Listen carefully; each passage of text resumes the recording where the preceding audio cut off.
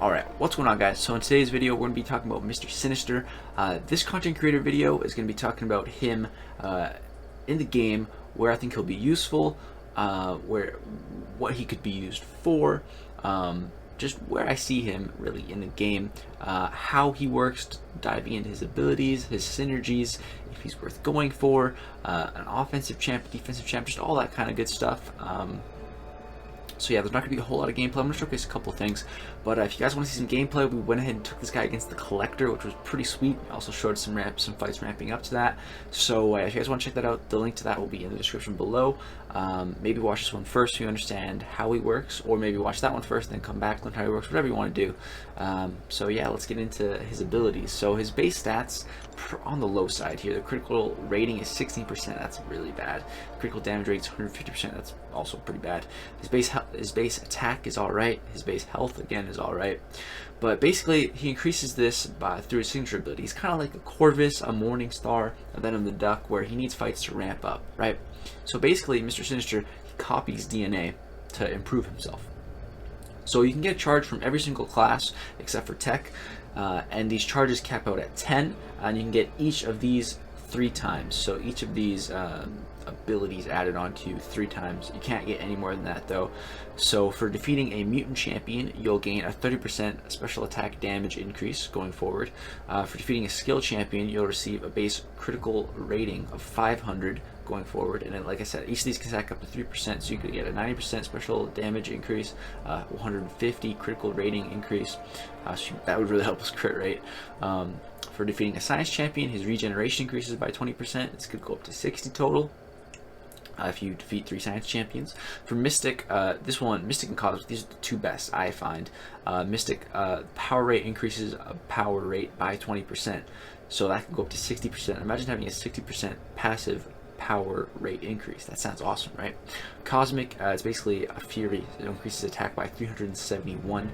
It sounds low, I know, but that's only with the 4-star, right? It's scaled probably off base attack, so for 5-star it'd be a lot more. Also for Sig, it's capped at 99. 5-star should go to 200, so we'll probably get an increase in there too. So yeah, that's how he works for building him up. So you can only build 3 of each of these max, and it's a 10 total max. So yeah, like ideally I'd probably say you'd want 3 cosmic ones, 3 mystic ones, 3 skill ones, or maybe 2 skill ones, a mutant one, and a science one, you know, mix it up a little bit. But yeah, mainly focus on the cosmic and mystic. So if you see some of those champions, like a Mystic or Cosmic champion, Sinister could be good to build them up in like Alliance War or something. And I think he could have a really good use in Alliance War, but we'll get to that for a specific fight. We'll talk about that in a little bit. So passive, Mister Sinister's telepathic mastery renders him immune to taunt and reversed controls. So this is very interesting. Not so much the taunt, because if you're using offensively, taunt does nothing. It heals you with willpower, right? But inverted controls. Now, this is a big thing. So against Emma Frost, you don't have any inverted controls. Against Thanos, the Infinity War Thanos, you wouldn't have any inverted controls. And a new node that Kabam has made for map 7 is called Delirium. The attacker's dash and dodge controls are inverted in this fight. Robot and champions with psychic resistance are immune to this effect. So that, of course, will be Mister Sinister here. So he could be maybe useful in map 7, or if we see Delirium in future content, maybe in Alliance War, you know, who knows. And you don't really want to be bringing in like Magneto or Juggernaut to fight inverted controls, because they're immune to it. But robots could be useful. But yeah, Mister Sinister would be great for that. And then the next part here in his passive is really interesting. His telekinetic powers allow him to block unblockable special attacks. This works, man. We tried it against the Collector. That's like no better place to test this ability than that. And it works. So it's really cool. So any unblockable node, you can block them with this guy. So moving on to his molecular regeneration. So this could be very interesting and have some very specific uses, especially on defense, but I could see some on offense. But so this is going to make him extremely good on defense. This is a direct counter to Ghost, Corvus, and Stark Spidey, 3 of the best Alliance War attackers in the game. This guy is probably going to be the new Sabertooth Trap, node 5. It's a regeneration node. People try to bring Corvus into that, build a charge, and they time out, right? Everyone knows that now, but Mister Sinister could be the new one. Who knows? We'll see. But yeah, if you bring one of those 2 champs against this guy, you're probably not making it out of the fight. So basically how this works is Mr. Sinister's regeneration rate cannot be lowered below 0, just so he cannot be reversed in healing. It can be 0, so a heal block works just fine. If you get voids debuffs on him, it can take it to 0, so it cancels his regen, but it cannot be reversed. Very interesting. On like, let's say a buffet node or something like that, void couldn't be reversing that. So now 100% chance to regenerate 70% of damage dealt by enemy critical hits over 0.4 seconds. Abilities cannot modify the ability accuracy, duration, or potency of this ability. So that's basically saying you can't counter it. Aside from the effect that would modify Mr. Sinister's regeneration rate. Regeneration rate is increased by 1% for every hit on the opponent's combo meter, up to 50 hits. So if you're fighting this guy and you have a 30% combo, yeah, he's regenerating 100% of that damage from any critical hits. Also the mastery that gives 15%, so that can bring it up to a base 85%. So just crazy. So if Corvus is critting you, you're just going to be healing. It's going to be crazy. Or if your Corvus is hitting him on defense, he's just going to be healing and you're going to time out. It's crazy, man. Well, heavy attack charging, this is really interesting. I really show it off in the collector fight and in the other video. Basically, when you parry the opponent, and you start using a heavy, it pauses the parry duration on the stun. It's really cool. So right here, so pauses the duration of damaging debuffs, stun, concussion, and power leech on the opponent. It pauses all those debuffs. It's just really cool, man. It's really cool. Charging a heavy attack for 1 second grants precision buff, increasing critical rating, which is really good because, like I said, his crit rate is low, so this helps. You definitely want to be throwing some heavy attacks here and there. Charging the heavy attack for an additional 1 second grants a cruelty buff, increasing critical damage rating, which is also nice because his crit damage rating is also low. So pretty much you parry, charge the heavy, and you pretty much just let it time itself out because the opponent, their stun is paused. So just it'll do it on its own. Once it's reached the 2 seconds and you get the cruelty and the precision, it'll automatically release your heavy attack, then you get on with the fight, and boom, you got those buffs basically for free. The special attack 100% chance to transfer all damaging debuffs to the opponent for 4 seconds. This ability activates even if the attack is blocked or avoided. So you don't want to be putting on debuffs on this guy, and then if he uses L1, you're going to be in trouble. This is actually really good for transferring your suicide masteries. If you run suicides using this guy, you can transfer them onto the opponent. Really cool. 100% chance on the L2 to inflict a concussion, and it reduces their ability accuracy by 100%, which is nice. It's only for 6 seconds though, but like I said, you can pause it with the heavy attack, and it activates even if the opponent blocks it or evades it, which is interesting. So if you're fighting this guy, again, you evade his L2, you're going to have a concussion on you, so your abilities aren't going to be working for 6 seconds. That could mess you up. Like Ghost, she wouldn't be able to phase for those 6 seconds, right? It also has a 100% chance to stun, which is nice, and again, you can pause that stun.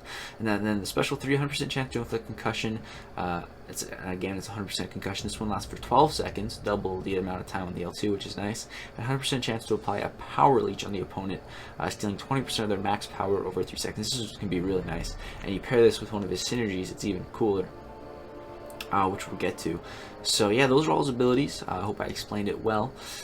Now let's get to where he could be useful. So all of his synergies here, you know, there's some interesting ones, but the one that stands out is this last one here. Each time the opponent uses a special attack, they become power locked for 6 seconds. This is really cool, really useful, and I could see this being used in Alliance War if you bring Mister Sinister there.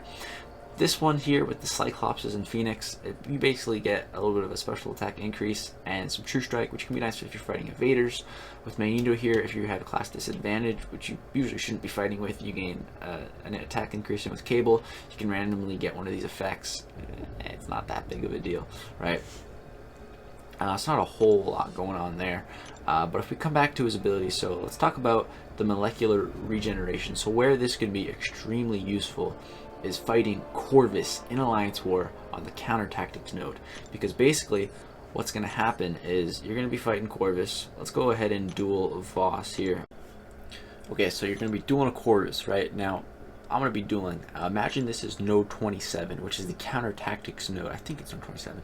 Counter tactics node, a Corvus, right? Super annoying fight. Now imagine that's this, and you just block, beta out a heavy attack, and look, we took 2% damage right there. And imagine you built up a science charge, so you're going to be regenerating even more. But you see, he crits through the block, so we heal that block damage. So it's just really easy to bait out heavy attacks. And I mean, you could even let's see. Let's try to take the tail end of a heavy attack. Oh, I intercepted it. But like, yeah, we'd heal it up. Like, let's take a combo. You see, we heal that right on up, and that boom, that resets his combo. So you could just let him hit you every once in a while, because you're going to be healing it up.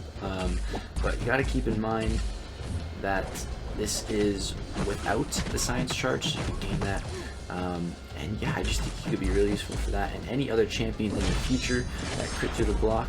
Here's the stun ability that I was talking about. That's how you build those up. Really nice. But yeah, so that's going to do it. That's the core of this fight. Just wanted to demonstrate that. Just really interesting ability. I think he could be one of the best counters for No 27. Corvus, I know some people struggle there. But where else this guy could be useful, I could see, you guys remember the Agons that we've fought in the past. They can get pretty stacked up, right? He could be a good counter to Agon because any crits through the block, this guy can just heal them right on up, which will be very nice. This guy's prestige at rank 200 as a 565 is 10,460, which isn't bad. It's a bit on the lower side for newer champs. Usually you want to get above 10.5, but still very good prestige. I mean, anything over 10,000 is alright. Anything above 10.3 is pretty good. 10,460 is definitely up there. Really good prestige, just compared to what we've been seeing lately. It's you know, but still great prestige. So where do I see this guy being used? Definitely, I think he's worth going for. He brings some interesting utility to the table for sure. For who knows what's coming in Act 6. Who knows, man? This guy could be very useful if you need someone who can block unblockable attacks. The only other champ I know that can do that is Mordo. And I think you have to hold block for like a second before it even comes. And who wants to use Mordo in Act 6? I don't. So yeah, I definitely think this guy is worth going for. He's pretty good. He's got some interesting utility.